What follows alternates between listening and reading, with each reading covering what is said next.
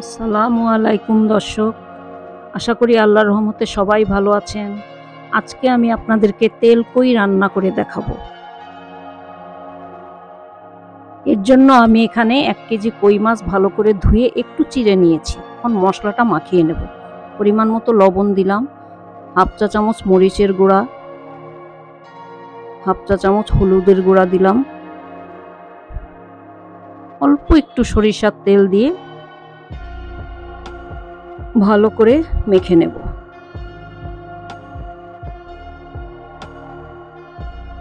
ভালো করে মেখে নিয়ে এটা আধা ঘন্টার জন্য রেখে দেব।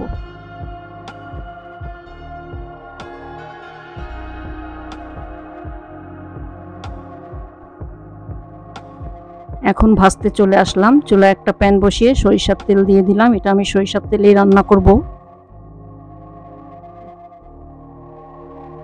মাছগুলো এক এক করে আমি দিয়ে দিচ্ছি।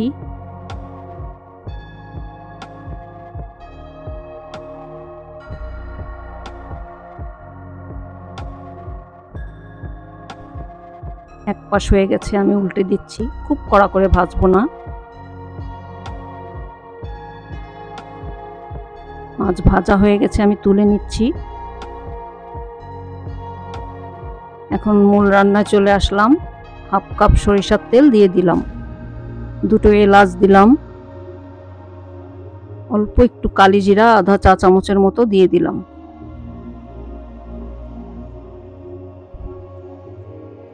ফোড়নটা সুগন্ধ বেরিয়ে গেছে। এখন পেঁয়াজ কুচি দিয়ে দিলাম 3টা, একটু ভেজে নেব।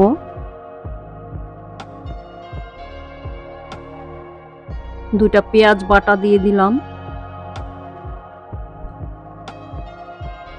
মিশিয়ে নিয়ে আবার ভেজে নেব একটু। আদা দিয়ে দিচ্ছি 2 চা চামচ,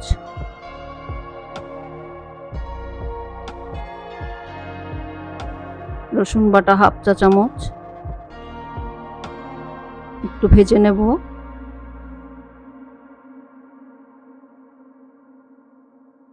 হলুদের গুঁড়া হাফ চা চামচ, মরিচের গুঁড়া হাফ চা চামচ, ধনের গুঁড়া 1/4 চা চামচ দিলাম,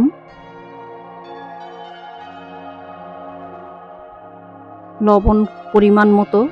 মাছে যেহেতু লবণ দেয়া আছে একটু কমই দিলাম। 2টা টমেটো কাটা ছিল, ওটা দিয়ে দিলাম। 1 বাটি টক দই দিয়ে দিলাম। ভালো করে কষিয়ে নেব। একটু ঢাকনা দিয়ে ঢেকে দেব যাতে টমেটোটা নরম হয়ে আসে। ঢাকনাটা তুলে আবার মিশিয়ে কষিয়ে নেব। 1 চা চামচ চিনি দিলাম।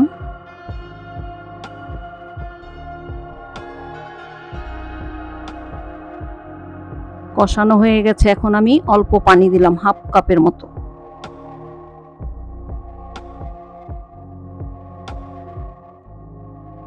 মাছগুলো এক এক করে দিয়ে দেব।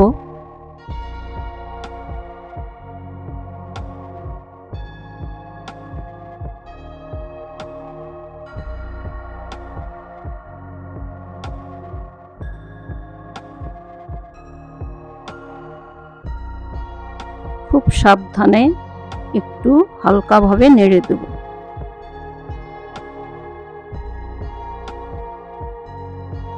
জিরার গুঁড়া দিয়ে দিলাম 1 চা চামচ, একটু উল্টে পাল্টে দিচ্ছি।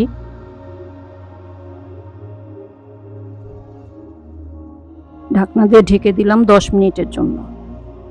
ফিরে আসলাম 10 মিনিট পর। পানিটা একটু কমে এসেছে, চুলার আঁচটা একটু লোতে দেব। এখন সরিষা বাটা দিয়ে দিলাম হাফ বাটি পরিমাণ,